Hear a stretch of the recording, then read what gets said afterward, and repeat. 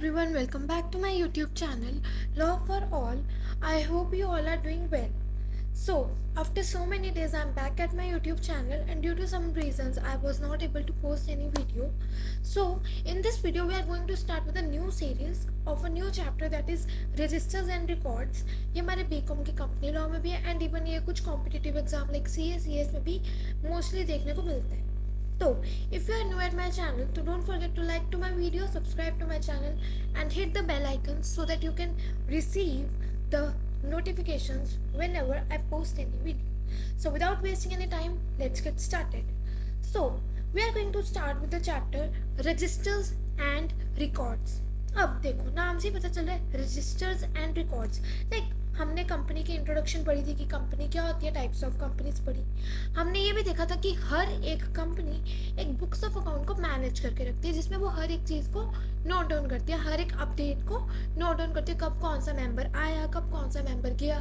तो registers and records भी एक उसी से रिलेटेड है कि हर एक कंपनी जो है उसके लिए कंपल्सरी है that it should maintain the books and keeps the copies of meetings and returns. अब रिटर्न्स क्या होती है, जो कंपनी फाइल करती है रिटर्न्स कि किसको कितना पैसा देना है, किससे कितना पैसा लेना है, किसको कितना किसका उधार चुकाना है.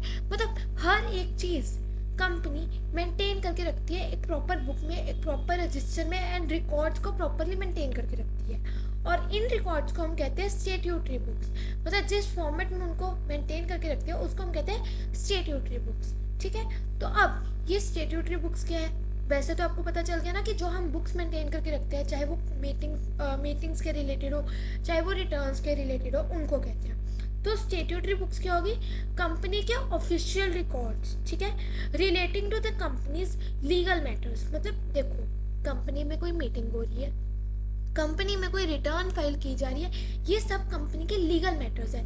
सब कुछ लॉ के अकॉर्डिंग होता है, दैट इज कंपनीज एक्ट. ठीक है ना, एक लीगल मैटर है जो लॉ में लिखा गया उसके अकॉर्डिंग कंपनी में काम होता है. कंपनी की कितनी पेड अप शेयर कैपिटल है, कंपनी ने किसको उधार देना है, किससे लेना है, कब मीटिंग रखनी है, कब एनुअल जनरल मीटिंग होनी है, सब कुछ ये सब लीगल मैटर्स हो गए. तो जो ऑफिशियल रिकॉर्ड्स होते हैं इन लीगल मैटर्स के रिलेटेड उनको हम कहते हैं स्टेट्यूटरी बुक्स. ठीक है, and these books are kept in open. मतलब ये नहीं कि इन बुक्स को प्रिपेयर करके किसी लॉकर वगैरह में रखते थे, नो, ये सब बुक्स ओपनली रखी जाती है. एंड जो हमारे डायरेक्टर्स हैं कंपनी के, जो हमारे सीए हो गए, सीएस हो गए, इवन तो कंपनी के मेंबर्स भी जो हो गए, ये सब कभी भी इन बुक्स की इंस्पेक्शन कर सकते हैं. लाइक कि मतलब एक तरह से उनको भी ध्यान रहता है, उनको पता रहता है, अपडेटेड रहते हैं वो कंपनी के मैटर्स के रिलेटेड कि कब कौन सा काम करना है. तो मतलब अगर प्रॉपर बुक्स मेंटेन होगी तो किसी भी काम में डिले नहीं होगा. ठीक है ना.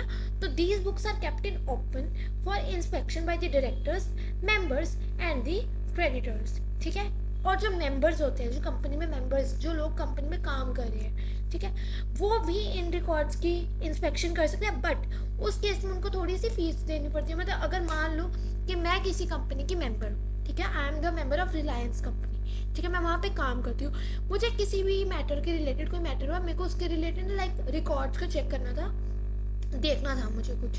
तो मतलब अगर मैंने इन रिकॉर्ड्स को देखना है, इन स्टेट्यूटरी बुक्स में कुछ भी चीज़ के रिलेटेड में कुछ भी सर्च करना है, तो मुझे कुछ फीस देनी होगी. वैसे बेसिकली बहुत लिमिटेड सी फीस होती है, 50 हो जाएगी पर इंस्पेक्शन की, 100 हो जाएगी, इस तरह से. बाकी कंपनी टू कंपनी वेरी भी करती है. ठीक है, तो ये था हमारा इंट्रोडक्शन की रजिस्टर एंड रिकॉर्ड्स कंपनी को मेंटेन करने होते हैं. ठीक है, जिन बुक्स को मेंटेन करते हैं उनको हम कहते हैं statutory books. And statutory books क्या होते हैं, ऑफिशियल रिकॉर्ड्स होते हैं कंपनी के लीगल मैटर्स के रिलेटेड, जिनको कि ओपनली रखा जाता है. कि क्यों रखा जाता है ओपनली, ताकि directors, members, CS and the creditors also ये इनको कभी भी चेक कर सकते हैं, रेगुलरली चेक कर सकते हैं, ताकि वो अपडेटेड रहे मैटर्स के रिलेटेड. अब हमने देख लिया, इसकी इंट्रो देख ली, स्टेट्यूटरी बुक्स क्या होती है वो भी देख ली. अब इनको मेंटेन करना इतना ज़रूरी क्यों है भाई, हम बिना मेंटेन किए भी तो चल ही सकते हैं. हमें पता ही है हमने कब किसको कितने पैसे देने हैं. मतलब क्यों है इतना ज़्यादा ज़रूरी कि हमें प्रॉपरली रजिस्टर्स को और रिकॉर्ड्स को मेंटेन करके रखना है. अब ये देखते हैं. First point is for the efficient functioning of any organisation. मतलब हमारी जो ऑर्गेनाइजेशन है उसकी प्रॉपर वर्किंग के लिए एफिशिएंट फंक्शनिंग के लिए इन रजिस्टर्स एंड रिकॉर्ड्स को मेंटेन करना बहुत ज़्यादा इम्पॉर्टेंट है। क्यों? अगर बाय चांस कंपनी में कोई भी लीगल मैटर होता है, कोई भी प्रॉब्लम होती है क्रिएट, या कोई भी इशू होता है, तो अगर हमारे पास प्रॉपर रिकॉर्ड्स मेंटेन होंगी, प्रॉपर बुक्स मेंटेन होंगी, चाहे वो मनी रिलेटेड हो, चाहे मेंबर्स के बीच की कोई बात हो, तो हम उन प्रॉब्लम्स को ईजिली एंड इवन फास्टरली उनको सॉल्व कर सकते हैं एंड हम एक बहुत अच्छा कंक्लूजन निकाल सकते हैं। ठीक है। For फुलिंग the statutory disclosure, company के लीगल मैटर्स का डिस्क्लोजर जो हमें टाइम टू टाइम देना। अब जैसे रिलायंस कंपनी है, रिलायंस कंपनी में के डायरेक्टर्स हो गए, सीए हो गए, ठीक है, जो भी है कंपनी के जो मेंबर्स हो वो काम करे, वो तो है ही। अब जो पब्लिक शेयर होल्डर्स है, ठीक है ना, जिन्होंने अपना पैसा लगाया है कंपनी में, है ना, उनको भी तो पता हो ना कि कंपनी में क्या चल रहा है। तो एक तरह से एक स्टेट्यूटरी डिस्क्लोजर होता है पब्लिक के लिए भी, कि पब्लिक भी अपडेटेड रहे कि जिस कंपनी में वो पैसा लगा रहे हैं वहाँ पे उनका पैसा सेफ है ना, उनको कोई लॉस तो नहीं हो रहा ना, कंपनी कोई गलत काम तो नहीं ना कर रही। इसलिए भी ये स्टेट्यूटरी बुक्स को मेंटेन करना बहुत ज़्यादा इंपॉर्टेंट हो जाता है। ठीक है। Third point is ensuring the systematic organisation functioning. ये तो फर्स्ट पॉइंट जैसे ये कि एफिशिएंट फंक्शनिंग या सिस्टमेटिक फंक्शनिंग, कि एक सिस्टम के अकॉर्डिंग चल रहा है, कब क्या काम करना है, एक प्रॉपर सिस्टम बनाओ कि पहले ये काम होगा फिर ये काम होगा। ठीक है। Then is for the non compliance of the provisions, the non compliance of the provisions result in huge penalty. देखो, अगर तो हमने बुक्स मेंटेन की है तो हमें पता है कि हमने कौन सा काम कब करना है, कैसे करना है। ठीक है। अगर हमने बुक्स मेंटेन नहीं की तो कभी कभी हम अपने रिटर्न्स को फाइल करने में डिले कर जाते हैं, या किसी को पैसा देना था हम डिले कर गए, कोई मीटिंग थी करनी ही थी, होनी थी मीटिंग, हम भूल गए, मीटिंग का नोटिस देना भूल गए, या हमें याद ही नहीं रखी हमने मीटिंग करनी थी, मतलब इस तरह के इशू, मतलब एक तरह से नॉन कंप्लायंस होगी कंपनी की तरफ से। तो उस केस में क्या होता है, पेनल्टी इम्पोज होती है कंपनी के मेंबर्स के ऊपर भी, डायरेक्टर्स के ऊपर भी। ठीक है ना, बिकॉज उन्होंने प्रॉपरली उनको याद नहीं रहा। तो इसलिए एक तरह से कहते हैं कि अगर हम रिकॉर्ड्स को मेंटेन करके रखेंगे तो हम हर एक चीज़ से अपडेटेड रहेंगे, हमें हर एक चीज़ का ध्यान रहेगा। ठीक है। तो हम पेनल्टीज से बच जाते हैं। बट अगर हम नॉन कंप्लायंस करेंगे कंपनी लॉ के प्रोविजंस की, कंपनी लॉ में लिखी गई बातों की, अपने आर्टिकल्स ऑफ एसोसिएशन में लिखी गई बातों की, तो हमारे ऊपर पेनल्टी इम्पोज होती है। ठीक है। Then the fifth point is for the good corporate governance and avoid the penalties. तो आपको पता चल ही गया होगा कि कंपनी में अच्छे से काम होता है, कंपनी में कोई वॉइड काम नहीं होता, कोई इनवैलिड काम नहीं होता, और पेनल्टीज भी अवॉइड होती है बिकॉज हम अपडेटेड रहते हैं हर एक चीज़ से।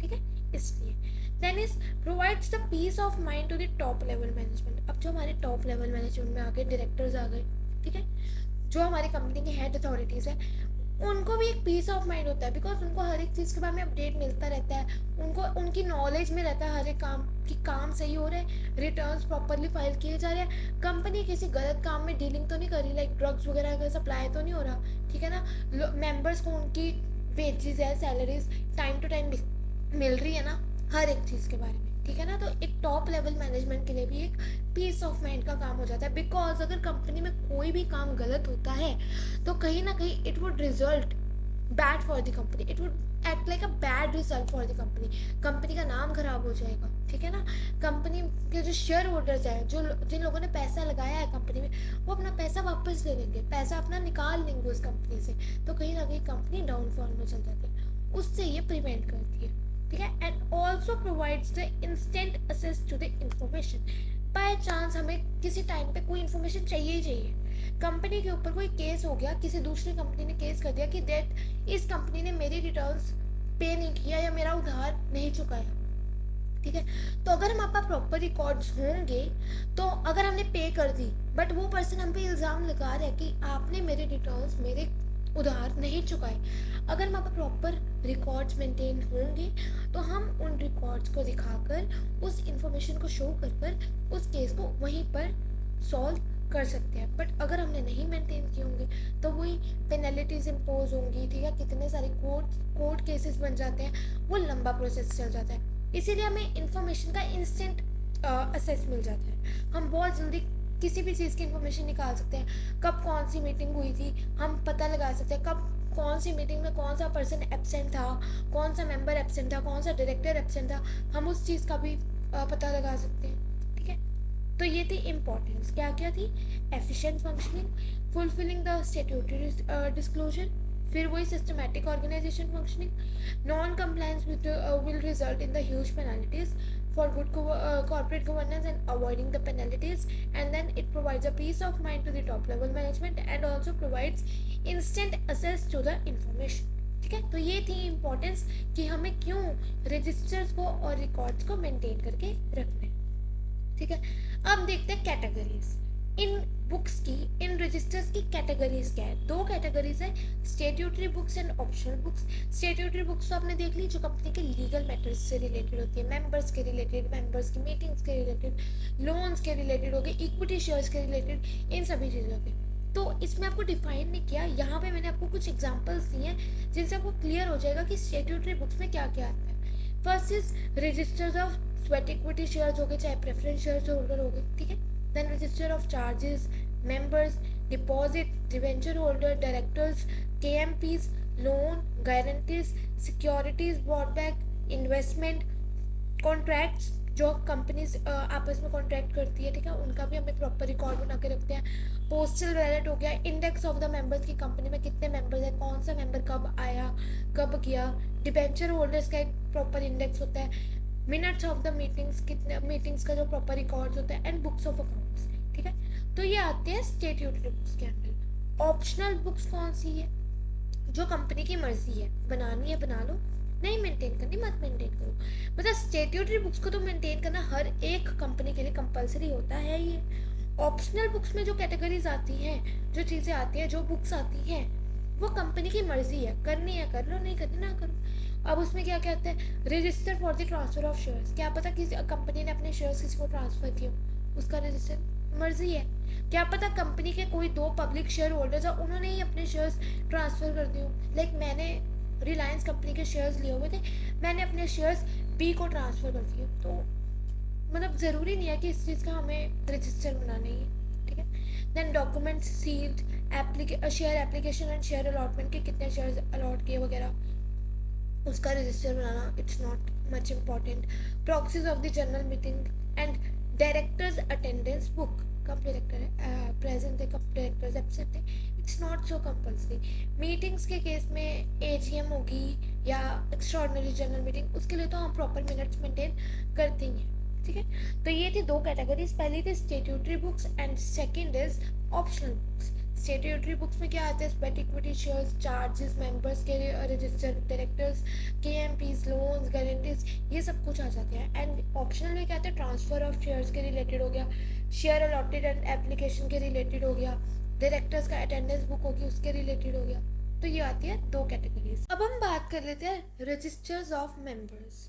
मेंबर्स हो गए चाहे इक्विटी शेयर होल्डर, चाहे प्रेफरेंस शेयर होल्डर हो गए, चाहे डिबेंचर होल्डर हो गए। ठीक है, हमने बेसिक सारा देख लिया, बुक्स देख ली, स्टैट्यूटरी बुक्स क्या होती है, ऑप्शनल बुक्स क्या होती है। अब देखते हैं इनके बारे में।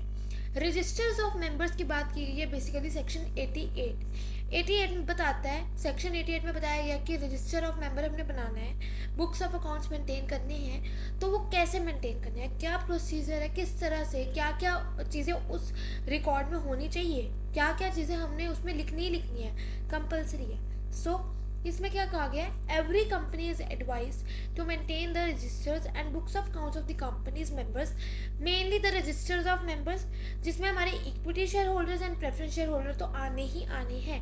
इनका तो मतलब रजिस्टर बनाना ना कंपलसरी है, इक्विटी शेयर होल्डर्स का भी और प्रेफरेंस शेयर होल्डर्स का भी, इनका रजिस्टर बनाना इज कंपलसरी। अब ये हमने बुक्स मेंटेन कर ली, प्रॉपर रजिस्टर्स मेंटेन कर लिया। अब इनमें क्या क्या चीज़ें होनी ज़रूरी है।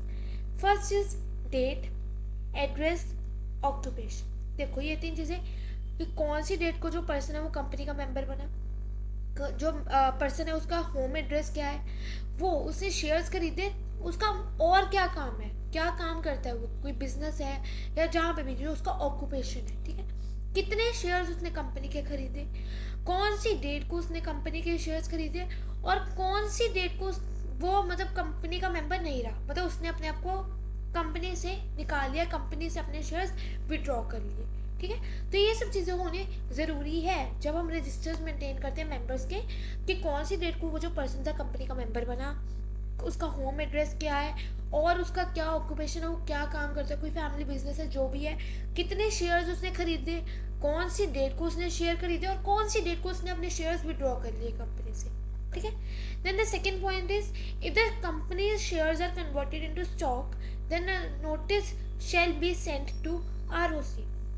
कभी कभी क्या करती है कंपनी, अपने शेयर्स को स्टॉक में कन्वर्ट कर देती है। तो इस केस में क्या है कि अगर कंपनी अपने शेयर्स को स्टॉक में कन्वर्ट करती है तो ये कंपल्सरी है कि हम आरओसी को नोटिस भेजेंगे।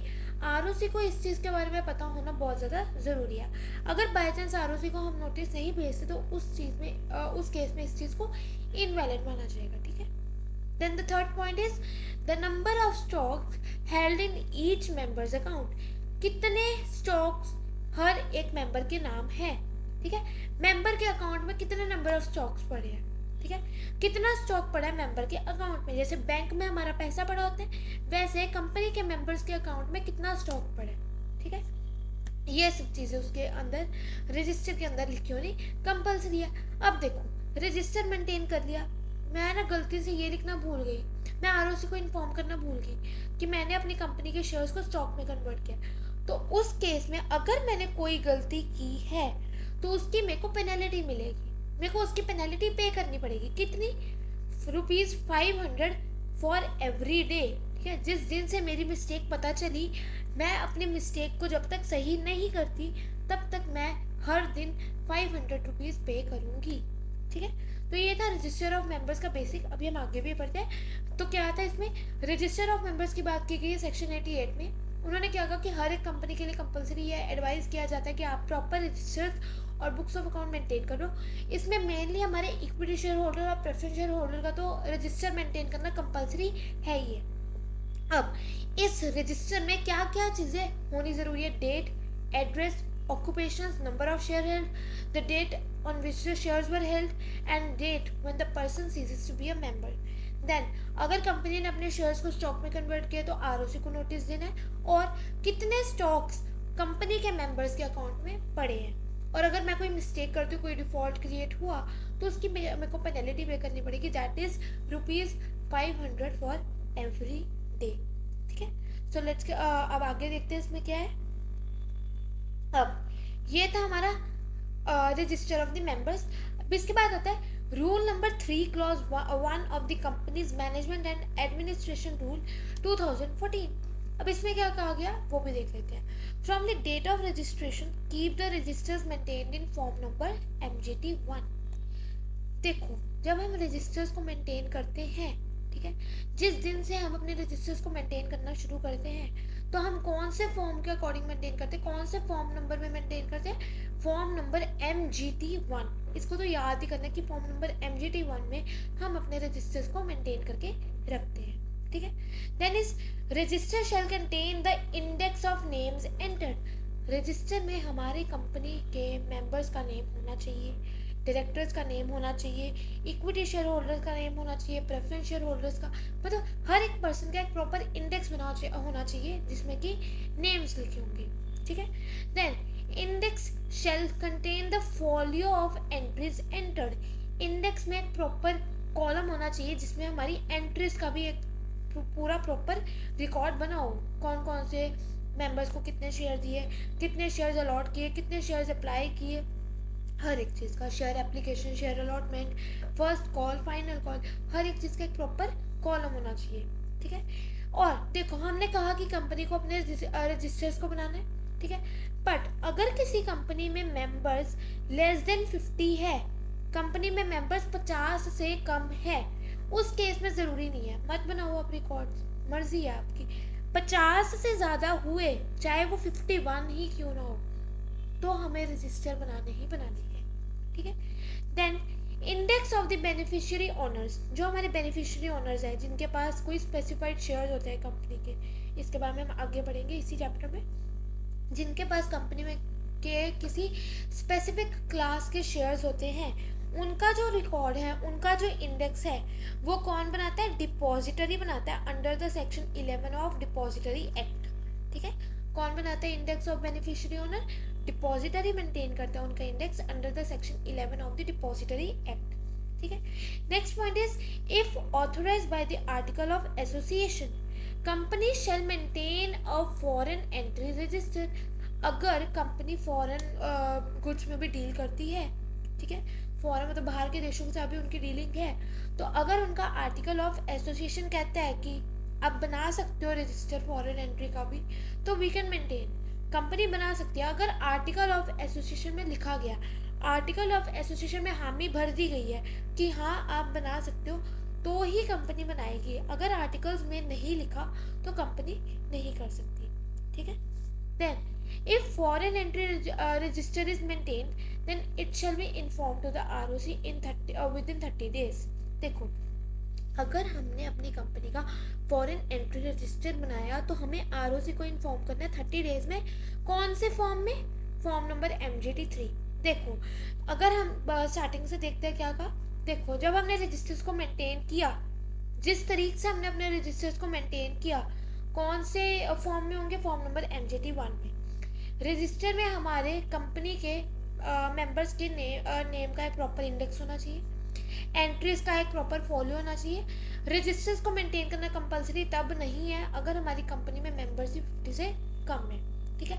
अगर हमारी कंपनी में कोई बेनिफिशियरी ओनर्स हैं तो उनका रजिस्टर कौन मेंटेन करता है? डिपॉजिटरी मेंटेन करता है under the section 11 of depository act, ठीक है। अगर हमारी कंपनी का आर्टिकल ऑफ एसोसिएशन कहता है कि आप फॉरेन एंट्री रजिस्टर मेंटेन कर सकते हो, अगर हमारी कोई फॉरेन में डीलिंग्स है तो हम वो रजिस्टर मेंटेन कर सकते हैं, ठीक है। और अगर हमने ऐसा कोई रजिस्टर मेंटेन किया है तो हमें आरओसी को इन्फॉर्म करना है 30 डेज के अंदर अंदर इन फॉर्म नंबर MGT3। MGT1 में रजिस्टर्स का, जिस डेट से हमने रजिस्ट्रेशन करनी शुरू की, और MGT3 में फॉरेन एंट्री रजिस्टर का, ठीक है। अब देखो, रजिस्टर ऑफ मेंबर्स में हमने देखा था पेनल्टी लगती है अगर कोई डिफॉल्ट है, इसमें भी पेनल्टी लगती है अगर हमने कोई गलती कर दी इन सब चीज़ों में से। ये जो भी इन्होंने चीज़ें कही है, जो बेनिफिशियरी ओनर हो गया, इंडेक्स, फोलियोज, इनमें अगर हमने कोई भी डिफॉल्ट कर दिया तो कंपनी के ऊपर, अगर कंपनी की गलती है तो कंपनी के ऊपर पेनल्टी लगेगी 3 लाख रुपीज़, 3 लाख। और अगर ऑफिसर का डिफॉल्ट है, यहाँ पे ऑफिसर है, इट्स नॉट ऑफिस, ऑफिसर का डिफॉल्ट है तो पेनल्टी कितनी है? ₹50,000। क्या क्या इन्होंने कि अगर हमारे से कोई गलती होगी, अगर कंपनी की मिस्टेक है तो कितनी है पेनल्टी? ₹3 लाख। और अगर ऑफिसर की मिस्टेक है तो ₹50,000। तो ये था हमारा rule 3 clause 1 of companies management and administration rules 2014, ठीक है। हमने आज क्या देखा? पहले हमने देखा इंट्रोडक्शन, इम्पोर्टेंस, स्टेट्यूटरी बुक्स देखी, ऑप्शनल बुक्स देखी, देन रजिस्टर ऑफ मेंबर्स देखा, and rule number 3 clause 1 of the companies management and administration rules. आज का लास्ट टॉपिक जो हम करने जा रहे हैं छोटा सा ही है, that is closing of registers. इसके बाद का जो टॉपिक है वो हम नेक्स्ट वीडियो में करेंगे। तो अगर हमने रजिस्टर को मेंटेन कर लिया, कंपनी अपने रजिस्टर्स को बंद भी तो कर सकती है। मान लो कि कोई कंपनी वाइंडिंग अप में जा रही है, ठीक है, तो उस केस में कंपनी को अपने रजिस्टर्स को क्लोज भी तो करना पड़ेगा ना। उस केस में हम एग्जांपल लेके चल सकते हैं। तो क्लोजिंग ऑफ रजिस्टर्स की बात की गई है सेक्शन 91 में। देखो, रजिस्टर्स को मेंटेन करने की बात की गई थी, मेंबर्स के रजिस्टर की बात की गई है सेक्शन 88 में, रजिस्टर्स को क्लोज करने की बात की गई है सेक्शन 91 में, ठीक है। सेक्शन 91 बात करते हैं क्लोजिंग ऑफ रजिस्टर की। तो क्या कहा गया? कंपनी में give a prior notice at least 7 days by, मतलब पहले से, अगर अपनी कंपनी जो है रजिस्टर्स को बंद करने जा रही है, अपने रजिस्टर्स को क्लोज करने जा रही है, तो कंपनी को 7 दिन पहले, जिस दिन उसने रजिस्टर्स को क्लोज करना है उससे 7 दिन पहले नोटिस देना होगा through advertisement in the newspaper, ठीक है। न्यूज़पेपर में वो निकलवा दे कि हमारी कंपनी के रजिस्टर्स बंद होने जा रहे हैं। और न्यूज़पेपर कौन से एरिया का? जिस एरिया में, जिस डिस्ट्रिक्ट में कंपनी का रजिस्टर्ड ऑफिस है, उस डिस्ट्रिक्ट के न्यूज़पेपर में वो एडवर्टाइजमेंट निकाल लेगी। तो क्या कहा? कंपनी में give a prior notice before 7 days of closing the registers through an advertisement in the newspaper of the district of company's registered office. Simple है, जहाँ पे कंपनी का रजिस्टर्ड ऑफिस है उस एरिया के न्यूज़पेपर में एडवर्टीजमेंट निकाल देगी कि हमारे कंपनी के रजिस्टर्स को हम क्लोज करने लगे हैं, ठीक है। Then close the registers of company within 45 days. अगर हमने रजिस्टर्स को क्लोज करना है तो हमारे पास 45 डेज का टाइम है, हम 45 डेज के अंदर अंदर रजिस्टर्स को क्लोज कर सकते हैं, ठीक है। और इस केस में भी पेनल्टी है कि अगर हमारे से कोई गलती हो जाती है क्लोजिंग ऑफ रजिस्टर्स के टाइम पर, तो हमारे पे पेनल्टी लगती है ₹15,000, ठीक है। वैसे तो पेनल्टी है कि ₹15,000, ठीक है। मैंने 15,000 रुपये दे दिए, ठीक है। जिस दिन मैंने 15,000 रुपये पेनल्टी पे की, उसके बाद भी मैंने ना उस मिस्टेक को ठीक नहीं किया, तो जब तक वो मेरी मिस्टेक चलती रहेगी, 15,000 दे दिए उसको साइड कर दो, तो उसके बाद से मेरा डेली का 500 जाएगा, जब तक मेरी जो मिस्टेक है वो चलती जाएगी। लाइक अगर मैंने मंडे को 15,000 दिए और ट्यूसडे को भी मेरी मिस्टेक ठीक नहीं हुई, तो ट्यूसडे को मैं 500 दूंगी, देन वेडनेसडे को भी 500। चलो मैंने थर्सडे को अपनी मिस्टेक ठीक कर ली, थर्सडे को मैंने वो डिफ़ॉल्ट ठीक कर दिया, तो उस दिन से मेरी पेनल्टी नहीं मेरे को देनी, ठीक है ना। तो ये था क्लोजिंग ऑफ रजिस्टर। क्या कहा कि कंपनी एक प्रायर नोटिस देगी 7 डेज पहले, एडवर्टीजमेंट के थ्रू देगी, कि एडवर्टीजमेंट किस में देगी, न्यूज़पेपर में देगी, उस कंपनी के रजिस्टर्ड ऑफिस के डिस्ट्रिक्ट में, ठीक है। रजिस्टर्स को क्लोज करने विद इन 45 डेज, और अगर कोई पेनल्टी है तो ₹15,000, और अगर पेनल्टी कंटिन्यू हुई तो ₹500 till the date the default continues, ठीक है। तो ये आज हमने देखा बेसिक सा इंट्रोडक्शन देख ली, स्टेट्यूटरी बुक्स देख ली, इंपॉर्टेंस देख ली, कैटेगरीज देख ली, एंड रजिस्टर ऑफ मेंबर्स के बारे में देखा, रूल नंबर 3 क्लॉज 1 के बारे में देखा, एंड क्लोजिंग ऑफ रजिस्टर्स के बारे में देखा। बहुत इजी चैप्टर है, हम ट्राई करेंगे कि एक या दो और क्लासेस में हम ये चैप्टर अच्छे से कंप्लीट कर लें। तो आज की वीडियो में अगर आपको कोई भी डाउट है, कोई भी क्वेरी है, तो you can put down in the comment section, और you can DM to my insta channel also, that is love for all. उसका भी मैं लिंक अपने डिस्क्रिप्शन बॉक्स में पिन कर दूंगी, ठीक है। And if you like the video, so do not forget to like, share and subscribe to my channel for more updates. Thank you and have a nice day.